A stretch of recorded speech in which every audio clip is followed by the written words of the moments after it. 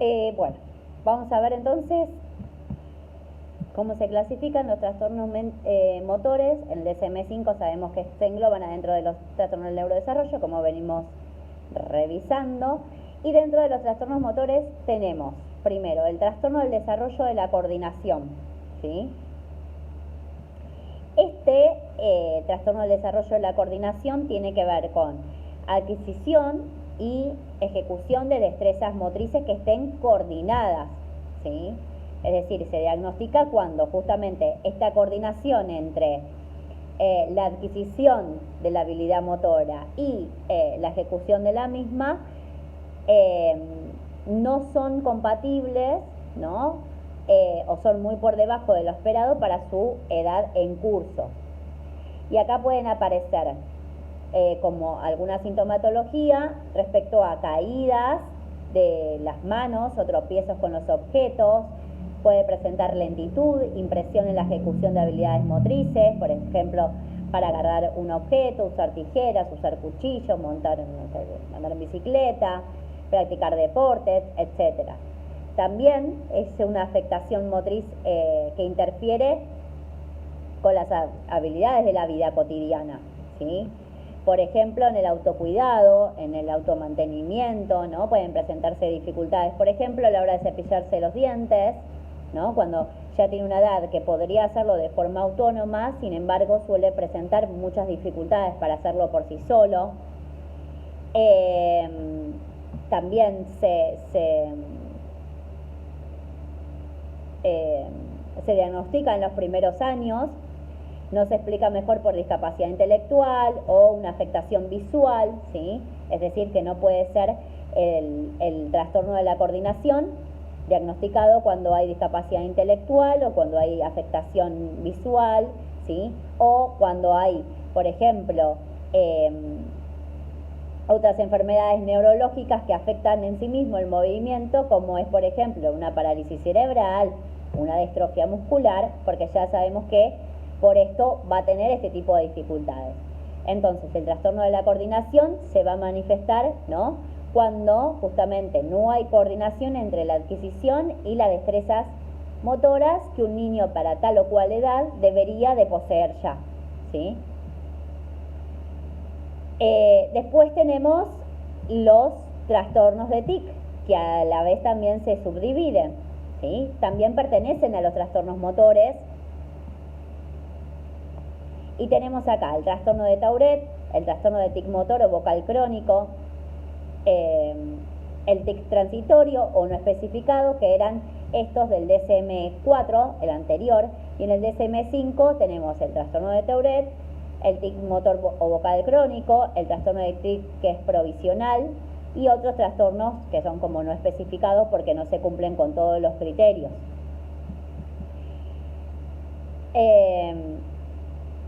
¿Ven? Sí.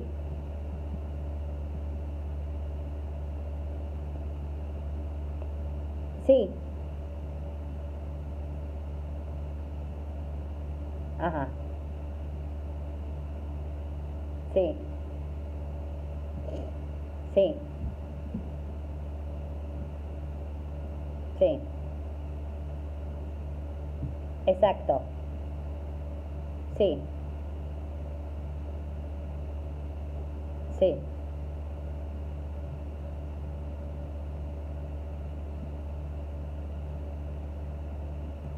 Sí. Sí. Así. Porque el trastorno de Tourette pertenece, en realidad el Tourette pertenece a los TIC dentro de los trastornos motores. Están los TIC y ahí adentro. De nada. Bueno, los TIC entonces lo podemos definir como un movimiento, vocalización de carácter que es rápido, recurrente y no rítmico, ¿sí? Se mantiene este tipo de conducta durante 12 meses para poder ser diagnosticado, pero lo que, digamos, lo que es más importante a saber es que es un movimiento, ¿sí?, que es rápido y que es recurrente y que suele ser repetitivo también, ¿sí?, ese movimiento.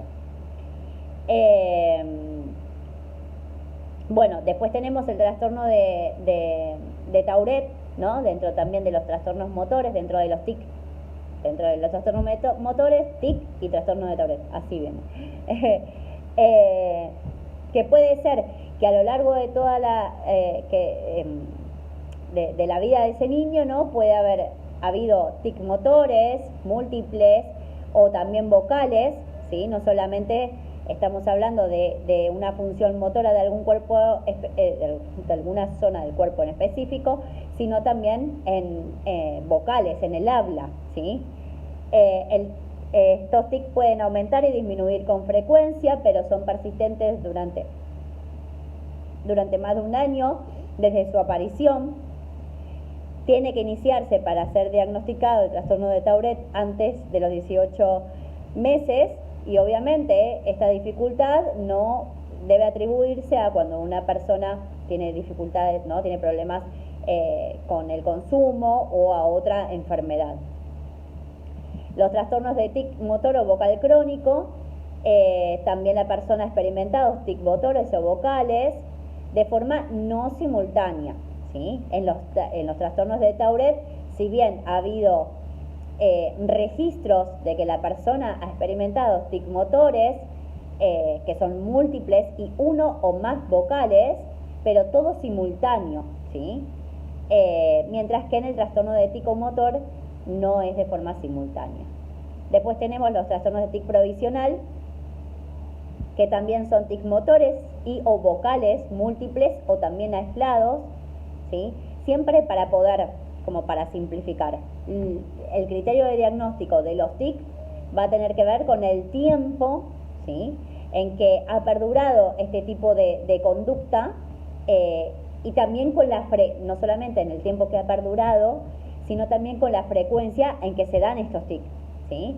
Y si existen TIC que son motores o TIC que son vocales o la conjugación de ambos, pero siempre la clasificación dentro de los TIC va a tener que ver con cuánto tiempo hace que presenta este tipo de conductas y cuál es la frecuencia de esta conducta, ¿sí? Hay muchas personas que digamos, el trastorno de Tourette es el que más prevalencia tiene y es el que con más frecuencia se presenta, mientras que los TIC provisionales, por ejemplo, no tienen mucha frecuencia, ¿sí? Es decir, se pueden presentar inclusive de manera aislada. Bueno, después tenemos otros trastornos de TIC especificados y no especificados. En los especificados, el trastorno de TIC es una afectación significativa a nivel social, es decir, este tipo de conductas también, como siempre hablamos de los trastornos del neurodesarrollo, este tipo de conductas tiene que ser persistente a lo largo del tiempo y además afectar todos los contextos de interacción, ¿sí? De ese sujeto significativamente, el área laboral, el área académica o escolar, en este caso escolar porque hablamos de niños, ¿sí? Bueno, y el TIC especificado justamente se especifica la razón concreta del incumplimiento de los criterios de una de las categorías principales de los TIC, que tiene que ver con la frecuencia y demás, o del trastorno del neurodesarrollo. Mientras que en el no especificado no especifica en ese diagnóstico la razón del incumplimiento de los criterios. Es decir, tanto en otros trastornos de TIC, tanto en el especificado como no especificado, sucede cuando no se cumple con todos los criterios diagnósticos que establece el DSM-5, ¿sí? En uno se va a especificar por qué no se cumple, mientras que en el otro no se especifica por qué no se cumple todos los criterios. Tenemos, como dijimos, TIC que son motores y TIC que son fónicos, ¿sí? Y se dividen en simples y en complejos. Los simples suelen ser cortos, no propositivos, y interfiere un limitado grupo muscular, ¿sí? Por ejemplo, en los motores tenemos en la cara y en el cuello, en las extremidades, o pueden aparecer otras localizaciones, mientras que en los complejos los tics son más lentos y más prolongados, por eso se los denomina propositivos, ¿sí? Propositivos, porque son tienen más duración, pero son más lentos. intervienen varios grupos musculares mucho más que en el simple, ¿sí? Mientras que en los fónicos, en los fonológicos tenemos el súbito no propositivo, ¿sí? Hay frecuentemente, aparece como pseudoalérgico, entonces suele tener como seguidamente tos, gruñidos, ¿no? Como aclaramiento de la garganta, olfateos. Y en los que son más severos, hay verbalizaciones propositivas o con sentido. Entonces ahí sí, hay por ejemplo sílabas, palabras, frases, emisiones inoportunas. Muchos presentan inclusive palabras que son a veces inapropiadas, ¿no? Y que solamente las dicen. Y que cuando explican qué les pasa, la gente no le cree, ¿no? Muchas veces sucede. Las características de los TIC es que no interrumpen las actividades diarias, pueden inclusive persistir durante el sueño, pueden ser autorreproducibles a demanda, es decir, muchas veces se presentan cuando la persona transita mayor grado de ansiedad, y pueden ser también parcialmente autocontrolables, ¿sí? Parcialmente, porque no todas las personas pueden tener la capacidad para autocontrolarlos. Hay formas poco habituales de TIC y también se diferencian con otro tipo de procesos, ¿sí? Y también tenemos otros tipos de procesos que a veces se suelen como confundir con los TIC, en donde hay movimientos acompañantes y movimientos también secundarios, ¿sí? En diferentes partes del cuerpo, ¿sí? Hay veces que, por ejemplo, tenemos estremecimientos, en donde la persona puede tener temblores, sacudidas que son rápidas, breves, ¿sí? O apraxias, oculomotora congénita, que es otro tipo de enfermedad y que es genética, que no responde y no se engloba dentro de los trastornos del neurodesarrollo, ¿sí? Hay veces que hay una diferenciación con otros procesos, porque también hay TIC de tipos secundarios que persisten con estereotipias, ¿sí? Entonces, a veces, por ejemplo, en las personas autistas, ¿no? En donde aparecen muchas estereotipas motoras, también se evalúa si es propiamente de un TIC secundario o si es propiamente de su conducta estereotipada, ¿no? Y repetitiva acerca del mismo tipo de conducta. El tratamiento de los TIC, muchas veces hay intervenciones farmacológicas y no farmacológicas. A veces, en algunos, dependiendo de el área afectada, también cirugía. Y hay tratamiento más complejo cuando hay comorbilidad, es decir, cuando además del TIC también presenta otro trastorno, ¿sí? Como el trastorno obsesivo compulsivo, el TDAH, el trastorno de ansiedad, estado de ánimo, el trastorno de conducta o el oposicionista desafiante, que es el TOD, y el trastorno del aprendizaje. Bueno, acá tenemos una lista de fármacos que se incluyen. Lo que sí se trata de evitar justamente es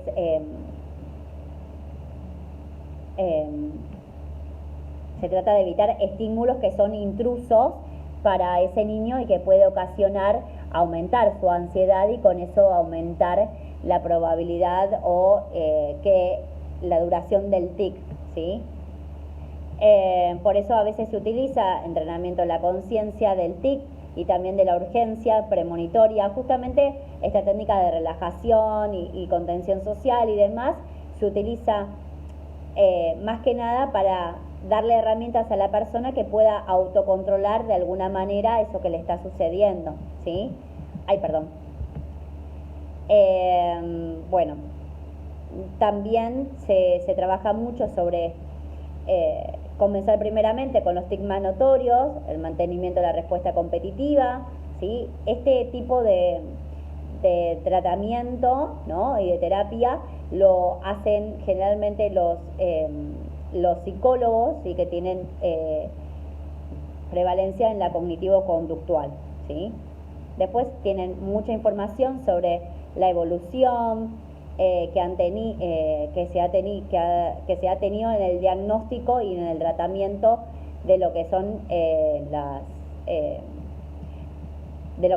los trastornos motores en sí. Después tenemos el trastorno de movimientos estereotipados, también dentro de los trastornos motores, ¿sí? Que recién veíamos.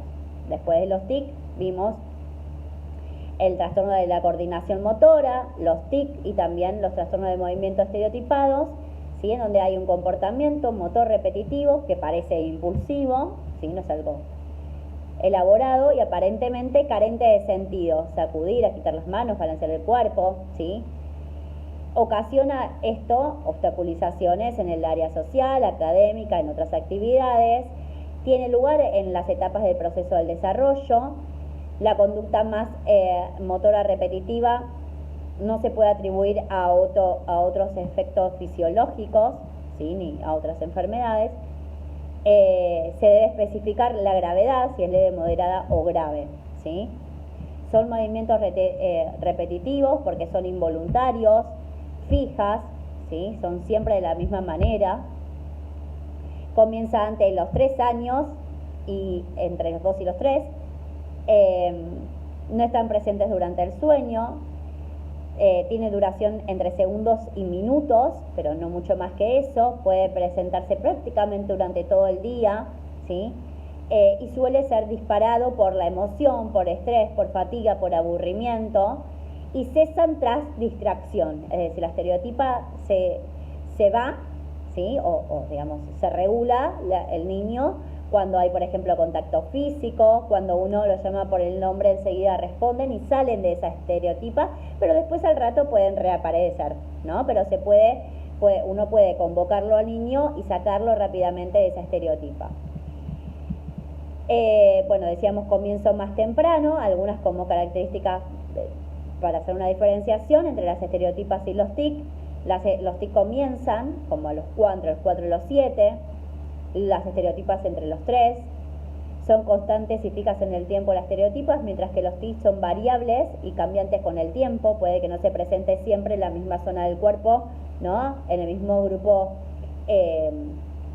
muscular, y puede presentarse en otro o cambiar de muscular a vocal, ¿sí?